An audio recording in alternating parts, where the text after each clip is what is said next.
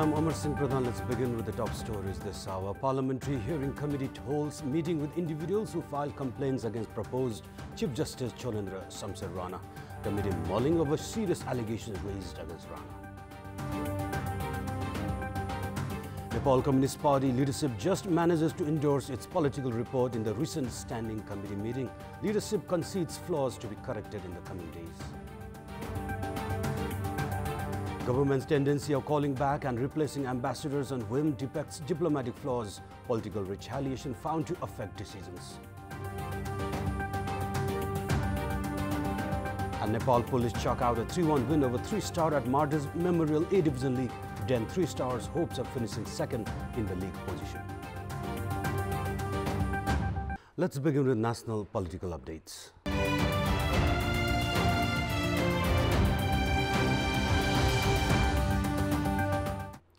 At least 9 reports have been filed against Chief Justice nominee Cholendra Shamsher Rana, including the allegation that Rana had given a verdict to register public land in the name of an individual.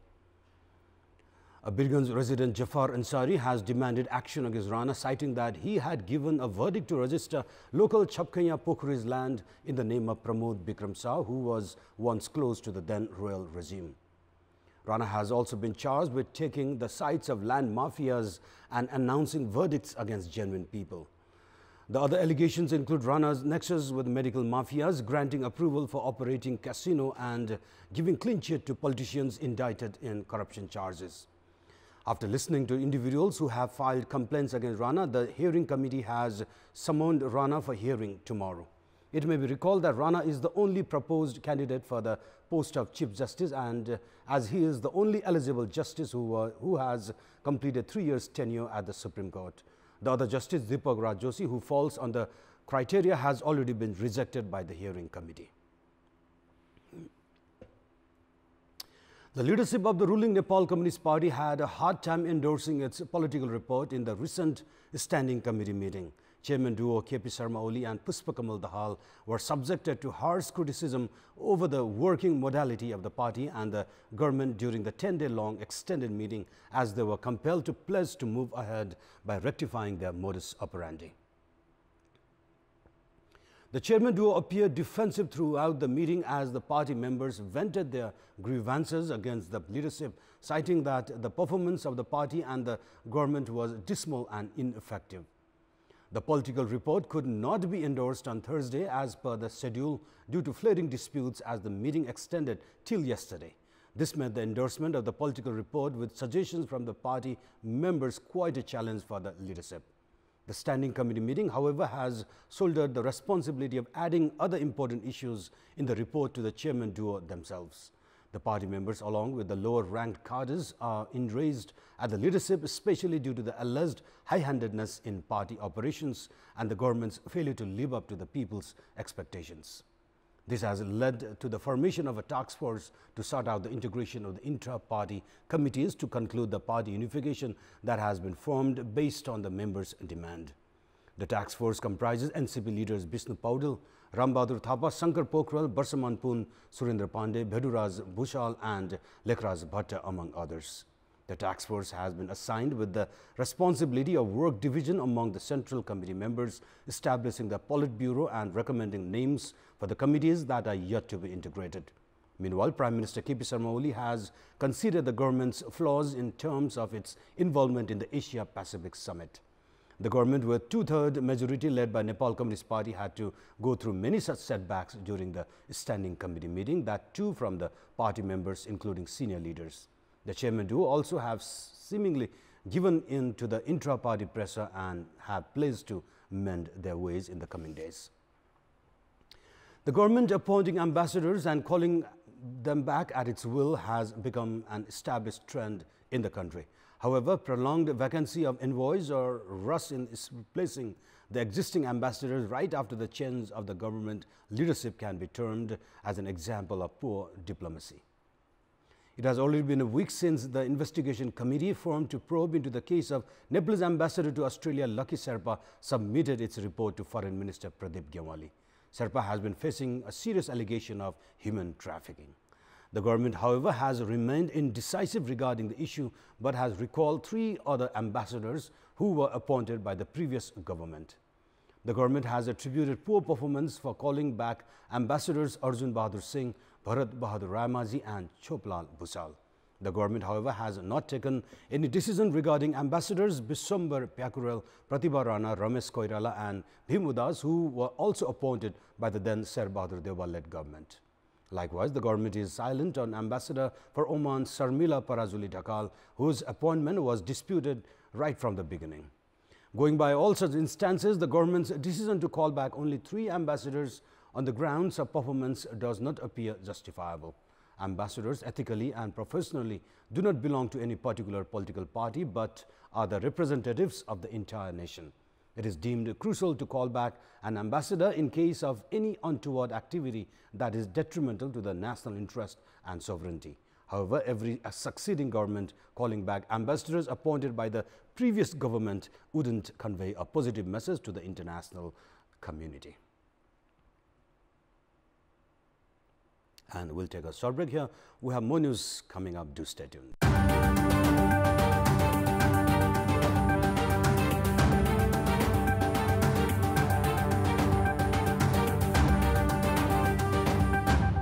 Welcome back. The number of students at the community schools across the country has rapidly started to decline due to the growing number of private schools in the villages.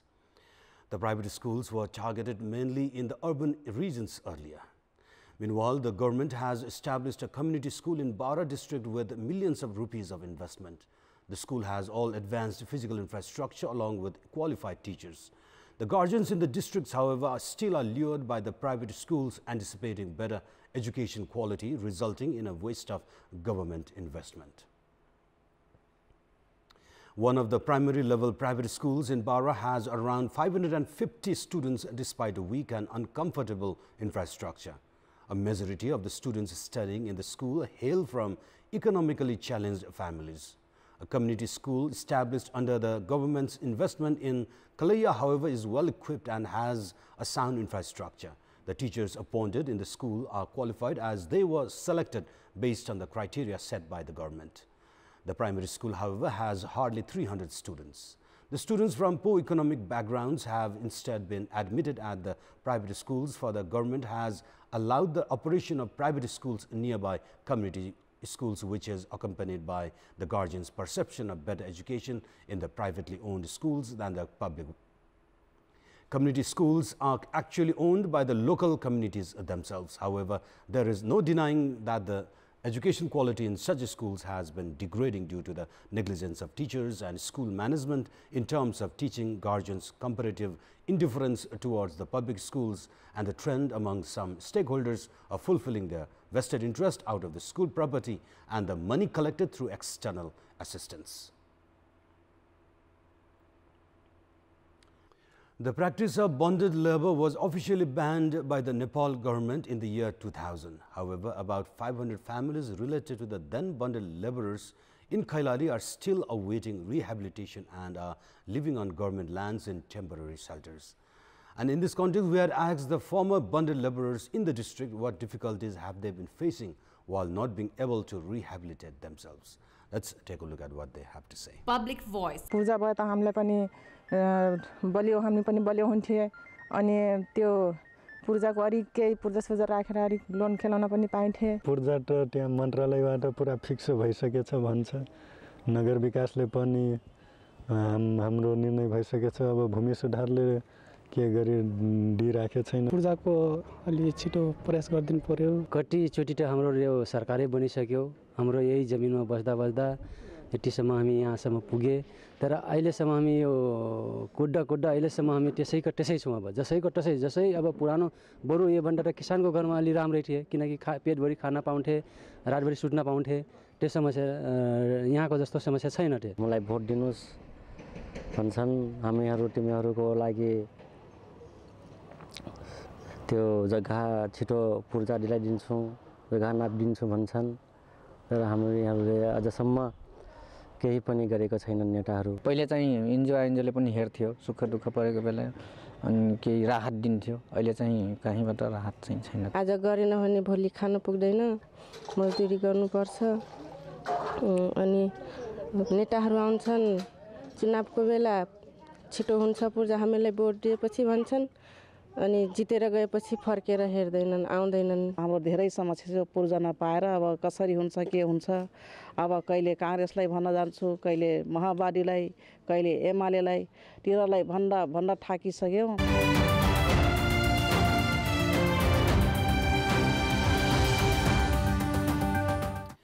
And it's now time for our segment Public Pulse, where it texts us with their opinion. Public Pulse. And the question is, why do rehabilitation centers look like torture homes? Your options are A, commercialization of social service, B, feeble criteria, and C, no fear of action.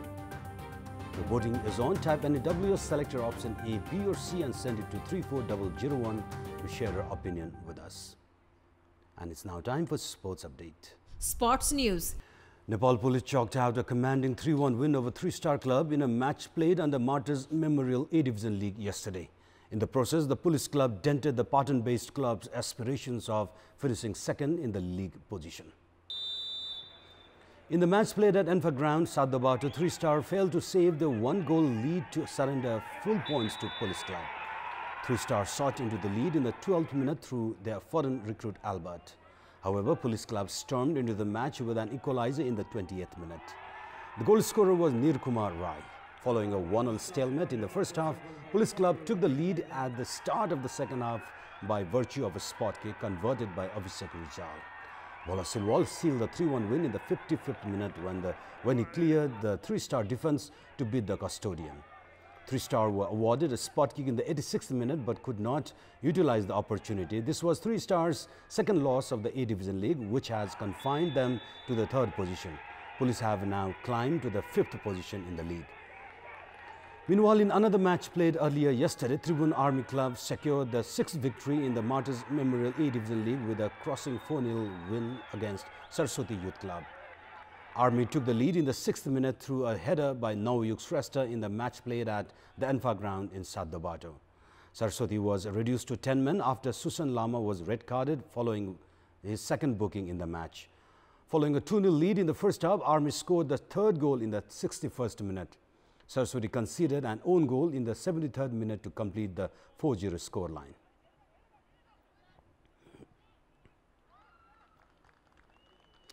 Nepal National and International Players Association has felicitated weightlifter Kamal Adhikari and karateka Anu Adhikari as the best players. At a special function held at Patan Darbar Square yesterday, the Adhikari duo were handed over 100,000 rupees each. Nepal's weightlifting chief coach Partha Sarathi Sen Gupta was also felicitated for his over 5-decade-long service in the weightlifting sector. Nepal's women football team that had qualified for the Olympic second-round qualifiers was also honored during the function. A number of other sports personalities were also felicitated on the occasion yesterday.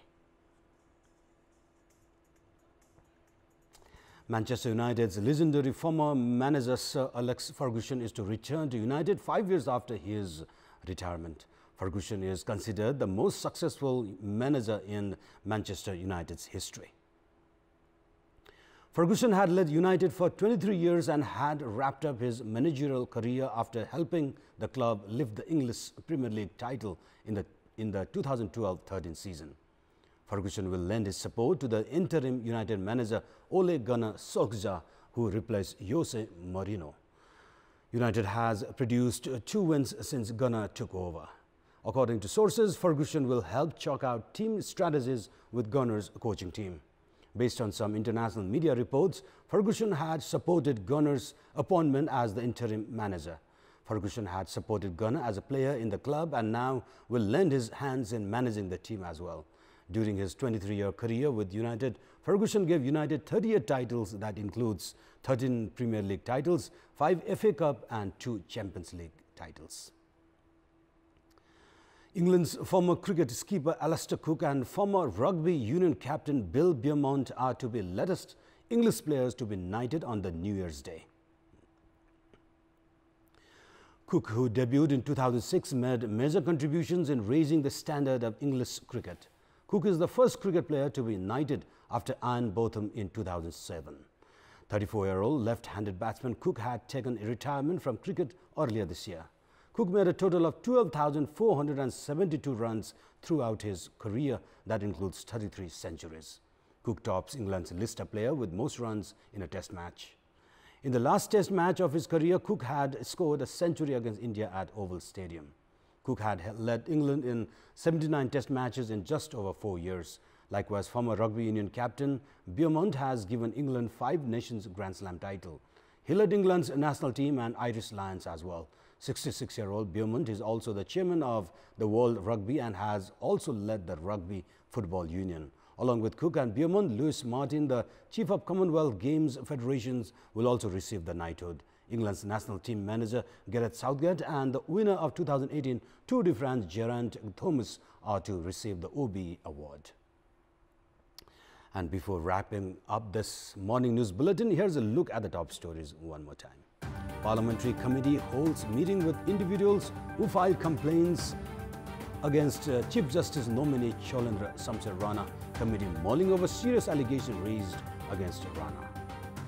Nepal Communist Party leadership just manages to endorse its political report in the recent standing committee meeting. Leadership concedes flaws to be corrected in the coming days. Government's tendency of calling back and replacing ambassadors on whim depicts diplomatic flaws. Political retaliation found to affect decisions. And Nepal police chalk out a 3-1 win over 3-star at Martyrs Memorial A-Division League. Then 3 Stars hopes of finishing second in the league. And those were our latest headlines. Our next English bulletin will air at 11 a.m. this morning. Stay with us for more news and entertainment on KTVSD. Good day.